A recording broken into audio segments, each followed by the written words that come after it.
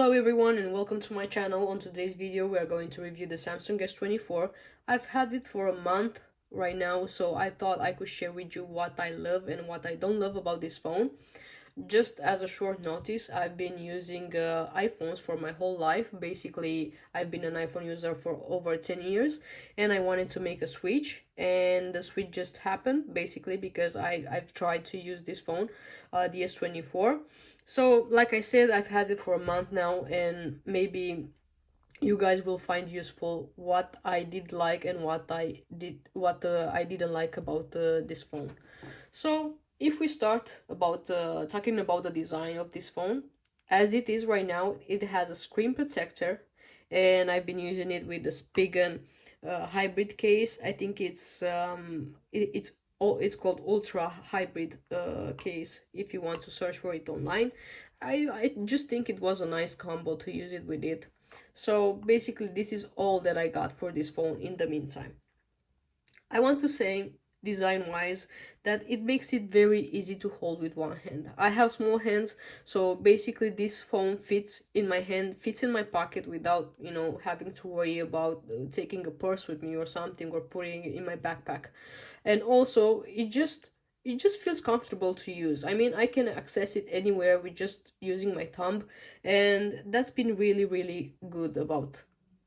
Of course, I want to recommend you that you use this phone with a case, even though it looks premium and maybe you want to, show it off or something like that. You enjoy the design without the case. I would definitely recommend to use one because it easily catches fingerprints, even though the design is matte. You can see my fingers are all over the place right now, and I've been using it without its case for about, I don't know, 2 minutes. So definitely invest in a case and invest in a good screen protector because that's gonna help you in the long term. When it comes about the display, if you love Samsung colors, then you will love this one for sure. Vibrant colors, strong contrast, and a deep, deep black. Of course, these vibrant colors you can adjust in the menu of the phone. You can even make them even more vibrant, or even or make them just more calm. Um, when you are using it outside in direct light, this phone automatically adjusts the brightness to maximum, and I can tell you I had no issue so far with having to use my phone outside. It's been amazing and it has done a great job. You can perfectly see and you can do your task on the phone with so much ease. Personally, I have the eye comfort shield because I spend a lot of time on the phone and my eyes just get quite tired, so this worked perfect for me. And of course, when it comes about the fluidity of the phone, this 120 hertz display does a great job into making, into creating the best experience for the user. If I go, let's say, into, I don't know, whatever, let's say YouTube, that would be perfect. Let's say if I go to YouTube, as you can see, the experience, it's seamless basically. The display does a great job into maintaining, a fluidity and having you to enjoy every single little thing that display has to offer. Now, let's talk a bit about the performance and battery life on this phone. So, like I said, I've used this on a daily basis. So basically, what I've done is that I was using it for making calls, using it for Google Meetings, using it for emails, watching YouTube. Sometimes I play some, light games, and just, the usual tasks that you do on your phone. I've been doing it. So I want to tell you guys that, regarding this topic with the performance, I could not really test it because I did not do any heavy gaming, but for my situation, it has worked perfectly. Not a single crash or lagging or lagging whatsoever. As the battery life I was telling you about, the S24 has a 4000 milliampere battery life, which for me personally might not be enough because in some days when I had to make a lot of calls, video meetings, answer emails and stuff, I would just come home in the evening and go straight to charge the phone because of course my battery was dying.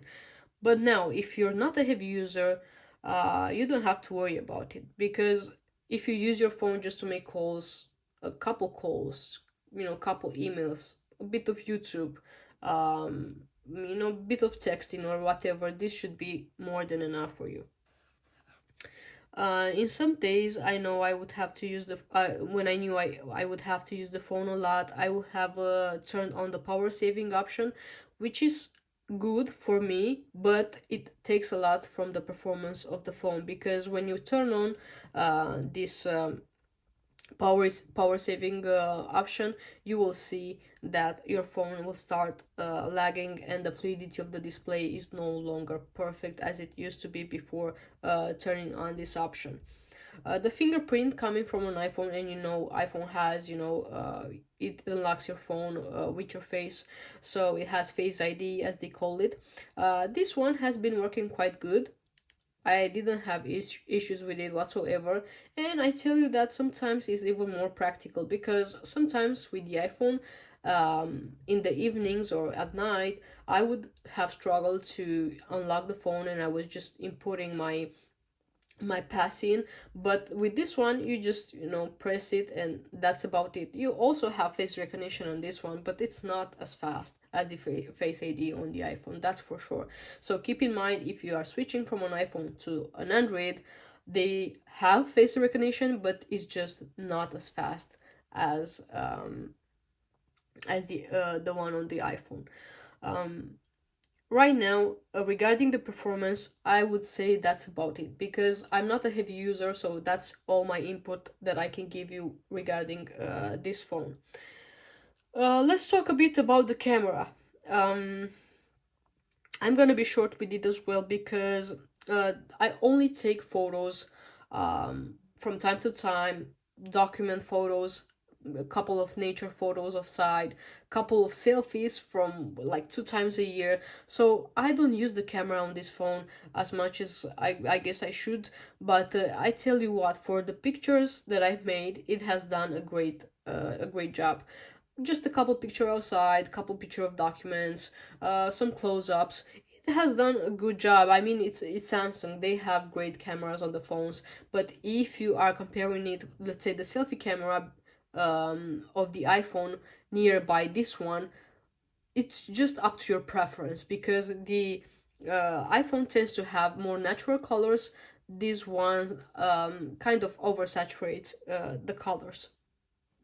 When you use the video camera of this phone at top performances, you may experience some heavy hitting, but it's not something that you should worry about, because the phone kept recording, and I didn't have any issues with overheating and stuff. But you can definitely feel it. If you use it without the case, you will feel that your phone is actually burning up. Overall, I think Samsung did a very good job with this phone. Pocket size, top performance, a great camera, those combined can be what everyone, wishes to have. Will I be keeping my S24? Well, I don't know. Coming from an iPhone is very hard to adjust to what Android offers, and the menu is very different. Everything is actually different when you come from an iPhone. So I will just think about it, and I'm going to still keep using it as my daily driver for a while now. I'm really thinking to switch to the iPhone 16, but I'm not really sure, because I actually did love this phone, and you know what? For the budget that I spent on it, I mean, I've paid almost 700 US dollars on it. I think it's actually, a great phone, and the looks are good. It does its job. If you are switching from iPhone to this one, you might find it difficult to adjust. But if you're already an Android user and you're going to go for this one, then you are going to nail it, because you are going to love this phone. It's actually amazing. It's pocket size, and it's everything that I wish for a phone. Thank you for watching, guys, and I hope I'm gonna be back with a more in-depth update about this phone. That in case if I keep it. If not, you're going to see a review about the iPhone 16. Thank you so much for watching, and please subscribe if you actually find this kind of videos useful. Thank you.